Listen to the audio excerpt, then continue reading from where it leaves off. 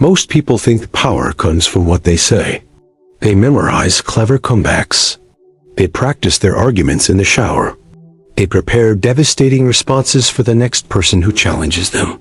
And then when the moment arrives, when someone actually confronts them, all that preparation evaporates. Their mind goes blank. Their heart races. Their voice cracks. And everyone watching knows they've already lost. Here's the truth nobody wants to hear. The person who wins a confrontation isn't the one with the best argument. It's the one who controls the room before a single word is spoken. Think about the last time you saw someone completely dominate a conversation without raising their voice. They didn't have to. Everyone else was already leaning in, already listening, already convinced. That's not luck. That's not charisma. That's strategic presence. Machiavelli spent years observing how power actually moves between people. Not how it should work in theory, but how it works in reality. And what he discovered changes everything.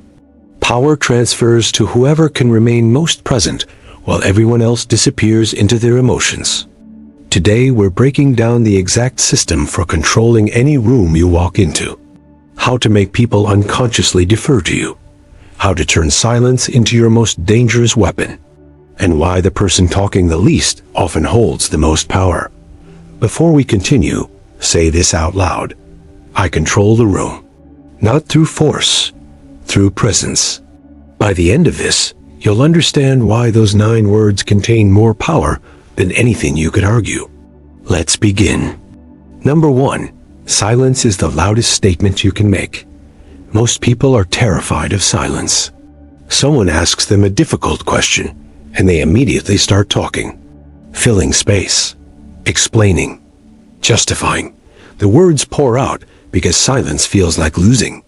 Like admitting you don't have an answer. Like weakness. So they talk and talk and talk, and with every extra word, they lose more credibility. Here's what Machiavelli understood that most people miss. Silence makes people uncomfortable.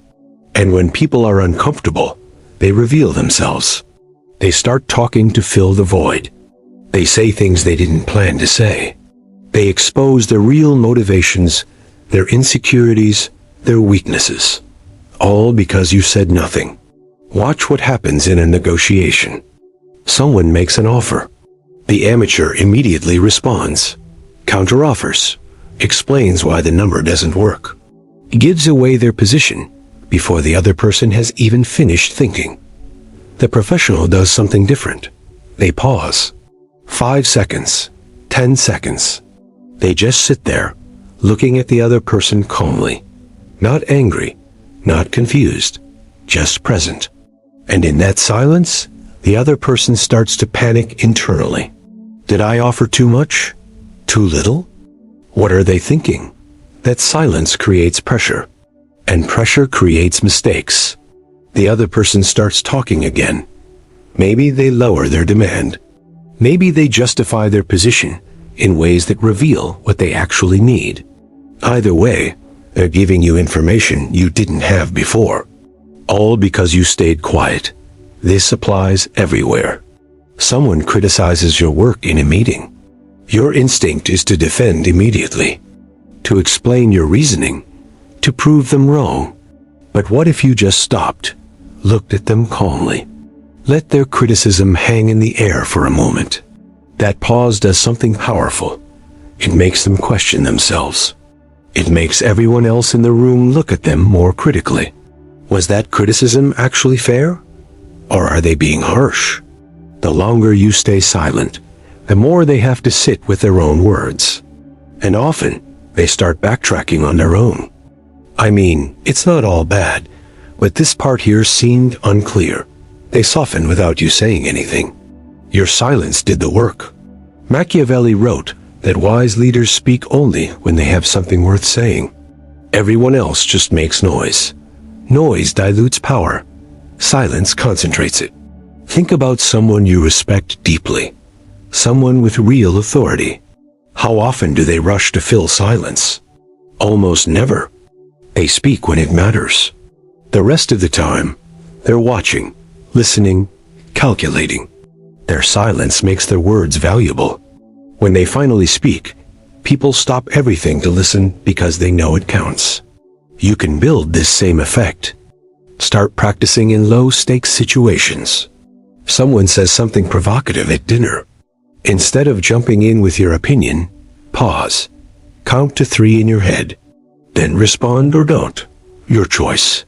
In conversations, when someone asks you a question, take a breath before answering. Not a nervous pause. A deliberate one. It shows you are thinking. That your response will be considered. Not reactive. Over time, people start treating your words differently. They wait for you to speak. They value your input more because it's not constant background noise. It's signal, not static. Here's the key distinction. Silence out of fear looks weak. Your eyes dart around. You fidget. You look like you're scrambling for an answer. That's bad silence. But silence from a grounded place looks powerful. You're still. You maintain eye contact. You're completely present. That silence communicates, I'm not rattled. I'm processing. I'll respond when I'm ready. That's power. When someone challenges you, when tension rises, resist the urge to fill space immediately. Let the silence sit.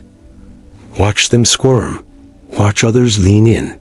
Then, when you finally speak, your words land with 3 times the impact because you made everyone wait for them. Silence isn't empty. Silence is pressure. Use it. Number 2, your first move determines every move after. Most people don't realize that confrontations are decided in the first 10 seconds, before anyone's made an argument, before facts are presented, before logic enters the room. In those first few seconds, everyone's reading everyone else. Who looks confident? Who looks nervous? Who's in control? And based on those rapid assessments, the hierarchy gets established. If you walk in looking uncertain, speaking hesitantly, avoiding eye contact, it's over. You've already been placed at the bottom of the social structure in that room. Everything you say afterward will be filtered through that lens. He's not confident. She doesn't believe her own words. Why should we? But if you enter with presence, if your first move is grounded and deliberate, you establish yourself as someone to take seriously. Now everything you say carries more weight because you've already passed the credibility test. Machiavelli observed that princes are judged within moments of appearing before their people, not after they've proven themselves through action. Before, based purely on how they show up. If a prince looks weak entering the throne room, the court plots against him before he's issued a single decree. If he enters with command, they fall in line. Same principle applies to you. Every room you enter, every conversation you start, every confrontation you face, your first move sets the frame. So what does a strong first move look like? It starts before you even speak. How you physically enter a space matters. Don't rush in. Don't shuffle nervously. Walk at a measured pace. Not slow, not fast, deliberate. When you enter, don't immediately look down at your phone or papers. Look at the room. Make brief eye contact with people. Acknowledge their presence. This shows you're not intimidated. You're not avoiding. You're here. Next, your posture when you sit or stand. Plant yourself. If you're standing, feet shoulder width apart. Weight evenly distributed.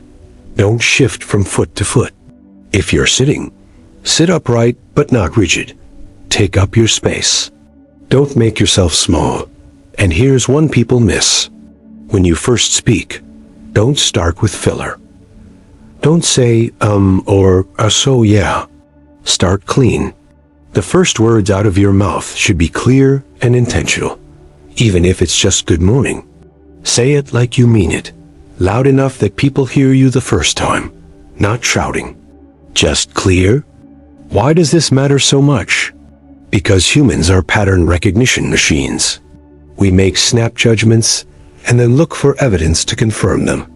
If your first impression is strong, people will interpret everything you do afterward through that lens. Even if you stumble later, they'll think he's having an off moment instead of he's incompetent. But if your first impression is weak, even your best points later get dismissed, as he got lucky with that one. Now let's talk about when someone comes at you first. They open with aggression or criticism or a challenge. Your response in that first exchange determines whether you're defending or controlling. Bad response. Getting immediately defensive. Voice goes up. Words speed up. You start justifying. Now you're reacting to their frame. They set the tone and you're following. Good response. Stay completely still for a moment. Let their words land and respond calmly. That's an interesting perspective. Tell me more about what's driving that concern. Or even simpler. I hear you. Now you've acknowledged them without conceding anything. You didn't get defensive. You didn't attack back. You stayed grounded. And by staying grounded, you've shifted the frame. Now they have to explain themselves. You're not defending. You're inquiring. That's control. Machiavelli warned that appearing reactive makes you vulnerable. It signals that others can manipulate your emotions easily. Once they know they can get a reaction from you, they'll use it against you repeatedly. But when you don't react predictably, when you stay steady regardless of what they throw at you, they lose their leverage. They don't know how to shake you, so they stop trying. Here's a practical drill. Next time you're about to enter a meeting or difficult conversation, pause outside the door. Take 3 deep breaths. Roll your shoulders back. Remind yourself you're not here to prove anything. You're here to be present. And walk in like you belong there. Not arrogant. Just certain. Watch how differently people respond to you when you do this consistently. They'll start treating you like someone who matters before you've done anything to earn it. That's not manipulation. That's understanding reality. We respond to signals. Send strong signals from the first second, and everything else gets easier. Number 3. Questions control conversations better than statements. Here's where most people get confrontation completely wrong. They think winning means having all the answers. So they prepare statements, facts, rebuttals. They walk in ready to tell everyone why they're right. And then they wonder why nobody's convinced. Because when you make statements, you invite argument. You say this is true, and immediately people's minds go to work finding exceptions, looking for flaws, thinking of counterpoints. Even if you're completely right, the act of stating something puts people in opposition mode. But when you ask questions, something different happens. Questions make people think. They shift the burden. Now instead of you proving your point, they have to examine their own position. And often, when people actually think through their position out loud, they realize it doesn't hold up as well as they thought. Machiavelli understood that the leader who asks the right questions appears wiser than the one who gives all the answers. Questions reveal what you need to know without exposing what you don't know. Let me show you how this works. Someone says your proposal won't work. It's too expensive, and we don't have the resources. Amateur response. Actually, if you look at the budget breakdown, you'll see it's totally feasible. We have the resources in Q3, and the ROI will be positive within 6 months. Now you're defending. You're explaining. You're hoping they believe your numbers. Professional response. What specific resources are you most concerned about? Pause. Let them answer. Then, what would need to be true for this to be feasible in your view? Now they're thinking.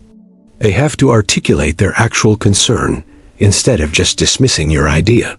And as they explain, one of 3 things happens. 1. They realize their concern isn't as big as they thought. 2. They reveal a legitimate issue you can address. 3. They expose that they don't actually have a good reason. They just don't like the idea. All 3 outcomes are better than arguing. Questions also do something psychologically powerful. They make the other person feel heard. Even if you disagree with them completely, asking them to explain their thinking signals that you value their perspective. People are much more willing to listen to you after they feel you've listened to them. But most people skip this step. They're so focused on being right that they never make the other person feel understood. So even when they win the argument logically, they lose relationally. The other person walks away thinking you're arrogant, dismissive, not a team player. Questions prevent this. Here's another scenario. Someone attacks your character. You don't know what you're doing. You're in over your head. This is a disaster waiting to happen. Bad response. I absolutely know what I'm doing. I've been doing this for years. This isn't a disaster. You don't know what you're talking about. Now it's a fight. Ego versus ego. Even if you're more experienced, you look defensive. Better response.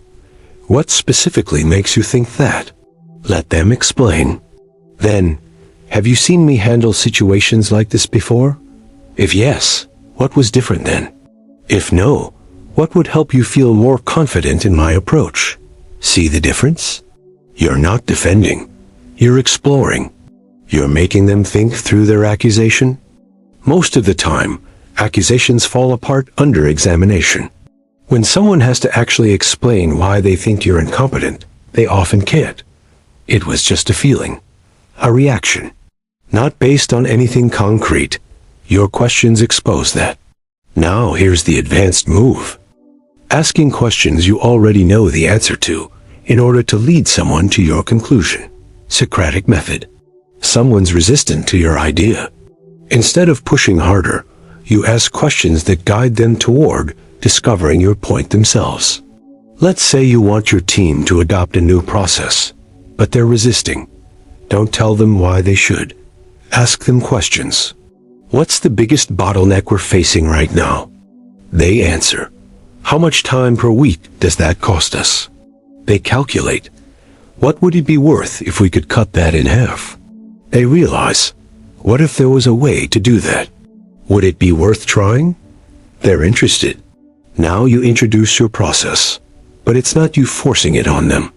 They've already decided they want a solution. Your process is just answering the need they articulated. That's elegant control. Machiavelli wrote that the greatest skill is making others believe your ideas are theirs. When people arrive at a conclusion themselves, they defend it passionately. When you give them the conclusion, they resist it reflexively. Questions bridge that gap. Use them relentlessly. In confrontations, replace every statement you are going to make with a question.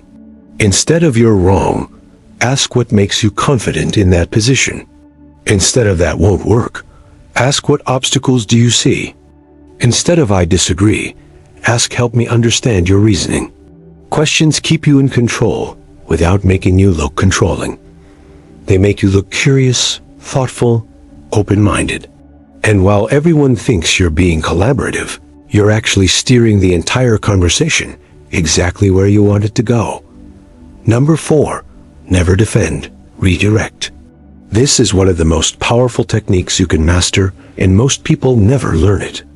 When someone attacks you, criticizes you, or puts you on the defensive, your instinct is to defend yourself, to explain, to justify, to prove them wrong. But the moment you start defending, you've accepted their frame.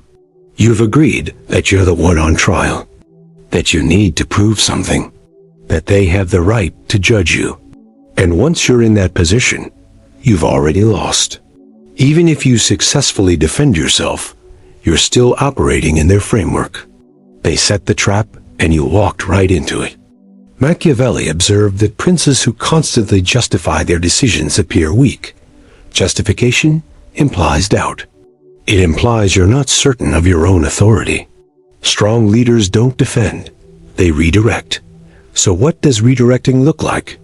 It means you acknowledge what was said without accepting the premise. Then you shift the focus somewhere more productive. Someone says your project is taking too long and costing too much. Defending sounds like, actually, if you look at the timeline, we're only 2 weeks behind, and that's because of the vendor delay, which wasn't our fault. And the budget overrun is minimal compared to similar projects. You're explaining, justifying, hoping they'll agree you're not that bad. Redirecting sounds like you're right. That timeline and budget matter. Let's talk about what success looks like when we finish. What metrics are we optimizing for? Quality, speed, or cost? Because we can prioritize any two, but probably not all three. See what happened? You didn't defend the delay or the cost. You shifted the conversation to priorities and trade-offs. Now instead of you being on trial, you're having a strategic conversation about what actually matters. They have to think instead of attack. Here's another example. Someone says, "I don't think you're the right person for this role." Defending sounds like I absolutely am the right person. I have the experience. I've done similar work before. Look at my track record. You're trying to convince them. You're in their frame. Redirecting sounds like that's important feedback. What specifically would the right person need to do differently? What outcome are you hoping for that I'm not delivering? Now they have to articulate clear expectations instead of vague criticism. And often when people have to get specific, their criticism evaporates because it wasn't based on anything concrete. It was just discomfort or politics. Your redirect exposed that. Redirecting also works brilliantly when someone tries to bait you emotionally. They say something designed to make you angry or defensive. Maybe they insult you. Maybe they question your integrity. Rookie move is taking the bait, getting emotional, firing back. Now you look exactly like they wanted you to look. Out of control. Professional move is redirecting. Someone says you only got this opportunity because of politics, not merit. Don't defend your merit. Redirect. It sounds like you have concerns about how decisions are made here. I'm open to hearing more about that. What would a merit-based process look like to you? You've completely sidestepped their attack and turned it into a conversation about process. They wanted to make you defensive. Instead, you made them explain their position. That's control. Machiavelli wrote that appearing to consider criticism without being moved by it is the mark of secure power. Insecure leaders either ignore criticism completely or over-explain themselves. Secure leaders acknowledge and redirect.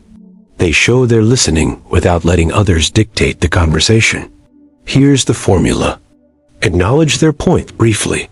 One sentence. I hear your concern. That's a fair question. I understand why you'd think that. And immediately redirect to what matters. What outcome are we trying to achieve? What would success look like? What's the real issue we need to solve? This does two things. First, it prevents you from getting stuck in defensive mode where you're constantly justifying your past decisions. Second, it reframes the conversation around forward-looking solutions instead of backward-looking blame. People respect the person who moves the conversation forward, not the one who keeps relitigating the past. Practice this in small moments. When your partner criticizes how you did something around the house, don't defend how you did it. Acknowledge and redirect. You're right. That matters to you. What would be most helpful going forward? When a colleague questions your approach, don't justify your approach. Acknowledge and redirect. I see why you'd question that. What result are you hoping to see? The more you practice, the more natural it becomes.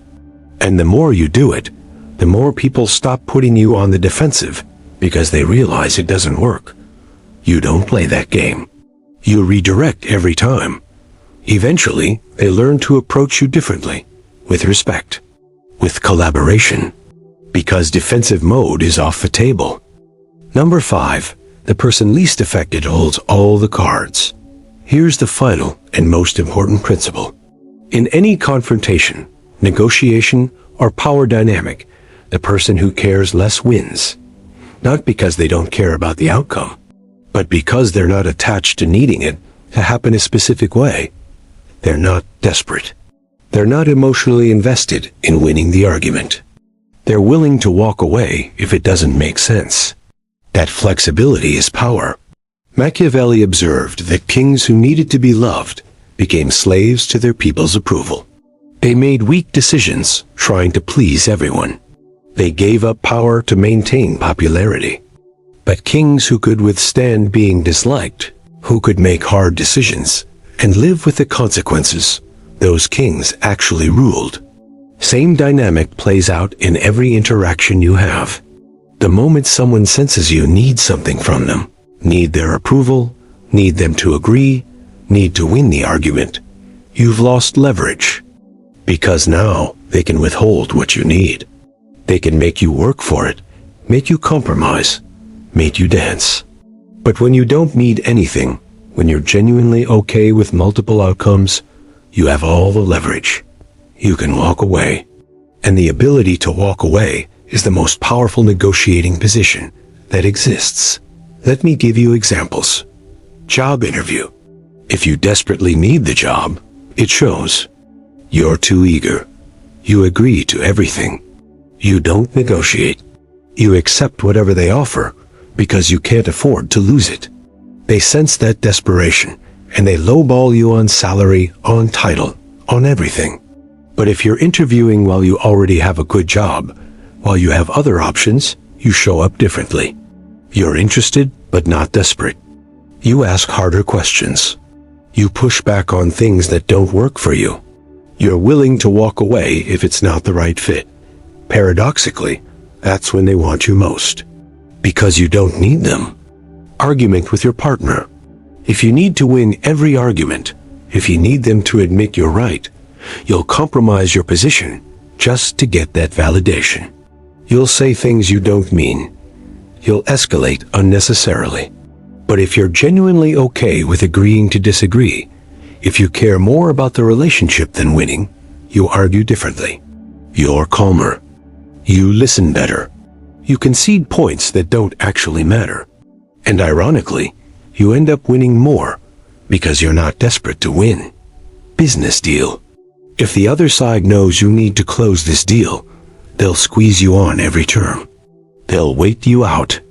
They'll make you more desperate as time passes. But if you have other options, if you can genuinely walk away and be fine, they feel it. They start giving ground because they're the ones who might lose the deal. Your indifference creates their urgency. This doesn't mean you don't care. It means you're not attached to one specific outcome. You want a good outcome, but you have multiple paths to get there. That flexibility is what makes you dangerous. People can't manipulate you because you don't need what they have. Machiavelli wrote that the leader who depends on no one is free. The leader who depends on others is captive to their whims. So how do you cultivate this? By actually building optionality in your life. Don't put yourself in positions where you have no choice. In your career, always be building skills and relationships that give you other options. Don't become so dependent on one job, one client, one income source that you can't walk away. In relationships, maintain your own identity, your own interests, your own fulfillment. Don't make another person responsible for your entire happiness. Then you're not desperate for their approval every moment. In confrontations, before you enter, ask yourself, can I live with walking away from this? If yes, you're strong. If no, you need to change something before engaging. And here's the most important part. This isn't about being cold or uncaring. It's about being grounded in your own value. When you know you'll be okay, regardless of how this specific situation plays out, you stop grasping. You stop trying to control outcomes. You stay present and make the best decision you can from a place of clarity, not fear. People feel that groundedness. It's magnetic. They trust you more because you're not trying to extract something from them. You're not needy. You're not manipulating. You're just there, solid, and they can either meet you there or not. Either way, you're good. That's the ultimate power position. When you reach the point where you genuinely don't need to win, where you're truly okay with multiple outcomes, you'll notice something strange. You start winning more. Not because you're trying harder, because you stopped trying so hard. You relaxed into your own power. And that relaxation, that lack of desperation, that's what actually makes people want to work with you, agree with you, follow you. This entire system comes down to one core truth. Power doesn't come from what you say or do. It comes from who you are when pressure hits. Are you steady or shaky? Are you present or reactive? Are you grounded or desperate? Master your presence and words become optional. Master your emotional state and arguments become unnecessary. Master your groundedness and people hand you control before you ask for it. Machiavelli's real lesson isn't about manipulation or cruelty. It's about understanding reality. In reality, people follow whoever appears most certain. They trust whoever stays most calm. They give power to whoever needs it least. That's not theory. That's human nature. So build yourself into someone who doesn't break under pressure. Someone who can sit in silence without discomfort. Someone who asks instead of tells. Someone who redirects instead of defends. Someone who's genuinely okay walking away. Do that, and you won't need to fight for respect. People will give it to you automatically because they sense you're different. You're not playing the same game everyone else is playing. You're operating from a completely different level. And once you reach that level, you'll look back and realize most confrontations weren't confrontations at all. They were just tests. Tests to see if you'd break, if you'd react, if you'd lose control. And every time you passed those tests, you got stronger. Your reputation got stronger. Your presence got stronger. Until finally, people stopped testing you altogether. They already know. You're unshakable. That's when you've truly won. Not individual arguments. The entire game. If this changes how you see power, share it with someone who needs to hear it. And remember, you don't control others by controlling others. You control the room by controlling yourself first. Always. Now go prove it. If you're ready to take these strategies beyond theory, check the pinned comment. The link I left there is the next step to becoming truly untouchable.